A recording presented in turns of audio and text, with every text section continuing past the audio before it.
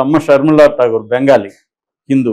Okay, Saif Ali Khan mother. ఇతనేమో నాన్నేమో Pataudi Muslim, cricketer. అలాగా కాకపోతే అతను ముస్లిం గానే క్లెయిమ్ చేసుకుంటున్నట్టు కనబడుతుంది. ఎందుకంటే మన దేశంలో పితృస్వామిక వ్యవస్థ ఉంటుంది కాబట్టి తండ్రి కులమే కొడుక్కి రావడం, లేకపోతే కూతురికి రావడం, తండ్రి మతమే కొడుక్కి కూతురికి రావడం అనేది జనరల్గా జరుగుతుంటుంది. సో ఆ యాంగిల్లో ఇతను అలాగే ఉన్నాడు. మళ్ళీ ఇతను కరీనా కపూర్ ఒక హిందూ అమ్మాయిని పెళ్లి చేసుకున్నాడు. కానీ వాళ్ళ పిల్లలకి మళ్ళీ ముస్లింల పేర్లు పెట్టాడు, తైమూర్ అని. సో ఇలాగా వాళ్ళ ఇష్టం అది. వాళ్ళిద్దరూ మనకు సంబంధం లేదు. వాళ్ళు ముస్లింగా ఉండొచ్చు, హిందూగా ఉండొచ్చు, వాళ్ళ ఇష్టం అనుకో. కానీ ఇక్కడ యాంగిల్ ఏంటంటే, ఒక బంగ్లాదేశ్ ముస్లిం కుర్రాడు సైఫ్ అలీ ఖాన్ అనే ఒక ముస్లిం యాక్టర్ మీద అటాక్ చేశాడు అనే ఒక యాంగిల్ కూడా దీంట్లో బయటకు వస్తుంది. సో ఇప్పుడు ఇంకేం తెలియాలంటే, సైఫ్ అలీ ఖాన్తో వీళ్ళు వాంగ్మూలం తీసుకున్నారా లేదనేది ఇంతవరకు బయట పెట్టలేదు. సైఫ్ అలీ ఖాన్ వాంగ్మూలం అనేది చాలా ఇంపార్టెంట్, అతను చెప్పాలి. అట్లాగే ఈ అబ్బాయి ఇప్పుడు 5 రోజులు ఉంటాడు కాబట్టి ఈ అబ్బాయిని డీటెయిల్గా ఆల్రెడీ మీడియా రాస్తుంది. తనదైన పద్ధతిలో దయానాయక్ అతని దగ్గర రహస్యాలు రాబడతాడని. తనదైన పద్ధతి అంటే అర్థం ఏంటంటే హింసిస్తారని, టార్చర్ చేస్తారు. సో ఆ అబ్బాయిని టార్చర్ చేసి వీళ్ళు చెప్పించాలనుకున్నది చెప్పిస్తారు చాలాసార్లు. అది కూడా కోర్టులో రేపు నిలవకపోవచ్చు. ఎందుకంటే కోర్టులోకి వెళ్ళి నన్ను పోలీసులు కొట్టారు సార్, అందుకని నేను ఇవన్నీ చెప్పాను, అసలు నేను అక్కడికి వెళ్ళలేదని కూడా అబ్బాయి రేపు చెప్పచ్చు. ఎందుకంటే నేను వెళ్ళాను, నేనే పొడిచానని ఎవరు చెప్పుకోరు. కాపాడుకోవాలంటే ఇలాగే చెప్తారు. లేదు, నేను దొంగతనం చేయడానికి వెళ్ళాను, సైఫ్ అలీ ఖాన్ నా మీదకి అటాక్ వచ్చాడు కత్తులు తీసుకొని, నేను రక్షించుకోవడానికి నేను కత్తి కూడా తీసుకెళ్ళలేదు, అక్కడ ఉన్న కత్తితోనే అతన్ని రక్షించుకోవడానికి చేశానని కూడా అబ్బాయి రేపు ఆర్గ్యుమెంట్ చేయొచ్చు. కాకపోతే పోలీసులు ఏం చేస్తారు ఇప్పుడంటే, ఈ 5 రోజులు అతన్ని టార్చర్ ఖచ్చితంగా చేస్తారు. రెండవది, అసలు సైఫ్ అలీ ఖాన్ని బంగ్లాదేశ్కి సంబంధించిన వాళ్ళు ఎందుకు హత్య చేయాలనుకుంటారు? అసలు ఏంటి, ఈ వెనక ఏ కుట్ర ఉంది? సైఫ్ అలీ ఖాన్ మీద అటాక్ చేసి సైఫ్ అలీ ఖాన్ని దాదాపు 6 కత్తిపోట్లు పొడిచాడు. అందులో వెన్నుముక దగ్గర ఒక 2.5 అంగుళం కత్తి కూడా ఇరుక్కుపోయింది. అట్లాగే మెడ, లెఫ్ట్ హ్యాండ్ కూడా గాయాలైనాయి. దీనికి సంబంధించి లీలావతి హాస్పిటల్లో సర్జరీ జరిగింది. ఆ కత్తిని 2.5 అంగుళాల కత్తిని బయటికి తీశారు, దాని సర్జరీతో కరెక్ట్ చేశారు స్పైన్ని. అట్లాగే చేతికి ప్లాస్టిక్ సర్జరీ చేశారు, మెడకు సంబంధించి కూడా అయింది. ఇప్పుడు ఆయన ప్రమాదం లేదు, ప్రమాదం నుంచి కోలుకున్నాడు. ఐసీయూ నుంచి సపరేట్గా రూమ్లో పెట్టారు ఆయన్ని.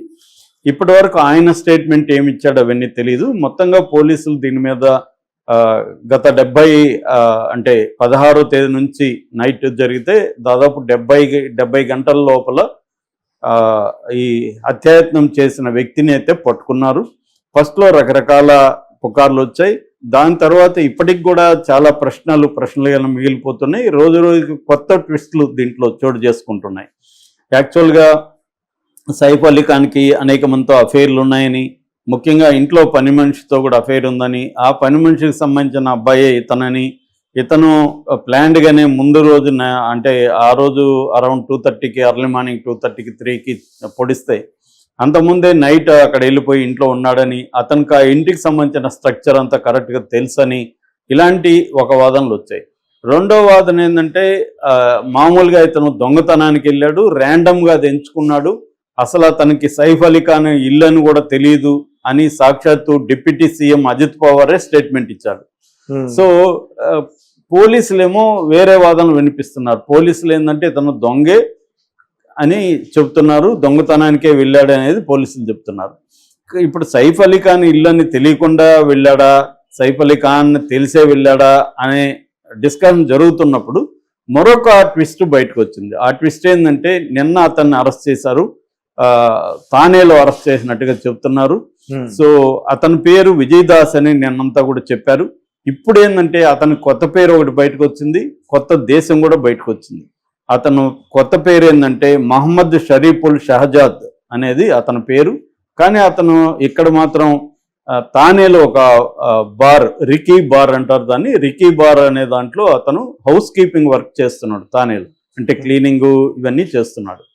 సో ఇతను 6 నెలలకు ముందు బంగ్లాదేశ్ నుంచి అక్రమంగా అంటే ఫేక్ డాక్యుమెంట్లు చూపించి అక్రమంగా ఇండియాలోకి వచ్చాడని, కొంతకాలం హౌస్ కీపింగ్ ఏజెన్సీ లో పనిచేశాడని, ఆ తర్వాత రీసెంట్గా ఈ బార్లో చేశాడని, బార్లో హౌస్ కీపింగ్ చేస్తూనే చిన్న చిన్న దొంగతనాలు చేస్తున్నాడని, సో ఇతను సైఫ్ అలీ ఖాన్ ఇల్లు ఎందుకు ఎంచుకున్నాడనేది ఇంకా బయటికి రాలేదు. అతనైతే ఇప్పుడు కన్ఫెస్ అయ్యాడని ఆల్రెడీ చెప్తున్నారు. సో ఇతన్ని కోర్టుకు కూడా పెట్టారు. కోర్టు 5 రోజుల కస్టడీకి పోలీసులకు అప్పగించింది. ఇప్పుడు పోలీసులు అతన్ని విచారిస్తున్నారు. ఈ కేసుకు సంబంధించి ఆల్రెడీ కరీనాను కూడా వాడు వాంగ్మూలం తీసుకున్నారు, అక్కడున్న పని మనుషులు వాంగ్మూలం తీసుకున్నారు. టోటల్గా ఇప్పటి వరకు 40 మంది వాంగ్మూలాల్ని పోలీసులు కరెక్ట్ చేశారు. ఎందుకంటే దీనికి మొత్తం ఇన్ఛార్జిగా దయానాయక్ అనే ఒక ఎన్కౌంటర్ స్పెషలిస్ట్, వెరీ పాపులర్. మన పూరి జగన్నాథ్ కూడా ఆయన మీద సినిమా తీశాడు. అంతకుముందు రామ్ గోపాల్ వర్మ బ్యానర్లో అబ్ తక్ చెప్పన్ అంటే దాదాపు 86 మందిని చంపిన వ్యక్తి అనమాట ఇతని మీద సినిమా తీశారు. కన్నడలో తీశారు, ఎందుకంటే ఇతను దయానాయక్ కన్నడిగా బేసిక్గా. అలాగా ఇతను కొంతకాలం సస్పెండ్లో ఉన్నాడు, మళ్ళీ రీఇన్స్టాల్ అయ్యాడు. ఇప్పుడు అతను దీనికి ఇన్వెస్టిగేటివ్ ఆఫీసర్గా పెట్టారు, ఐఓ అంటారు. సో ఐఓగా ఈయన్ని పెట్టారు. సో అతను ఈ అబ్బాయిని విచారిస్తున్నాడని చెప్తున్నారు. అయితే ఇక్కడ మనకి లాయర్ ఇతని తరపున, ఈ అబ్బాయి తరపున ఆల్రెడీ ఒక లాయర్ ఎంటర్ అయ్యాడు, సందీప్ అని. ఓకే.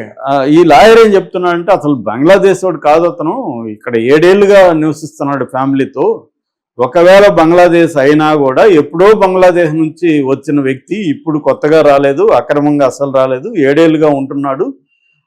అతను సైఫ్ని చంపాలనుకోలేదు, అతను దొంగతనానికి వెళ్ళాడు, సైఫే అతని మీదకి వస్తే కాపాడుకోవడానికి తన కత్తితో పుడిచాడు అని అతను డిఫెన్స్ వాదన. మామూలు డిఫెన్స్ అడ్వకేట్లు ఇలాగే ఉంటది. అంటే అదేదో ఉంది కదా, నేను పొడవలో కత్తే, నువ్వే కత్తిని లోపల కడుపులో పెట్టుకున్నావు అనే జోక్ ఏదో ఉంది.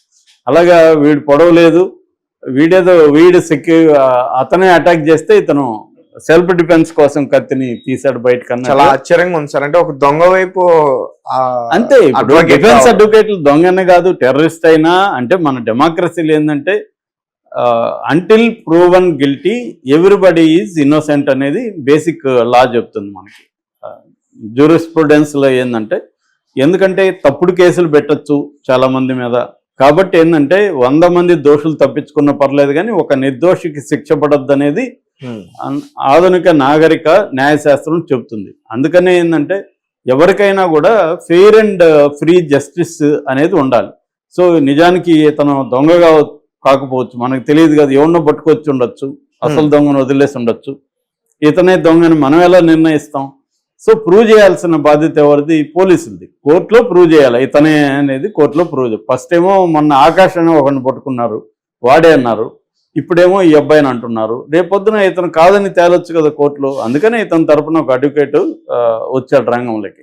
మామూలుగా ఇట్లాంటి పాపులర్ కేసుల్లో అడ్వకేట్లు ఫ్రీగా కూడా వస్తారు చాలామంది, ఎందుకంటే వాళ్ళు కూడా పాపులర్ అవుతారు కదా.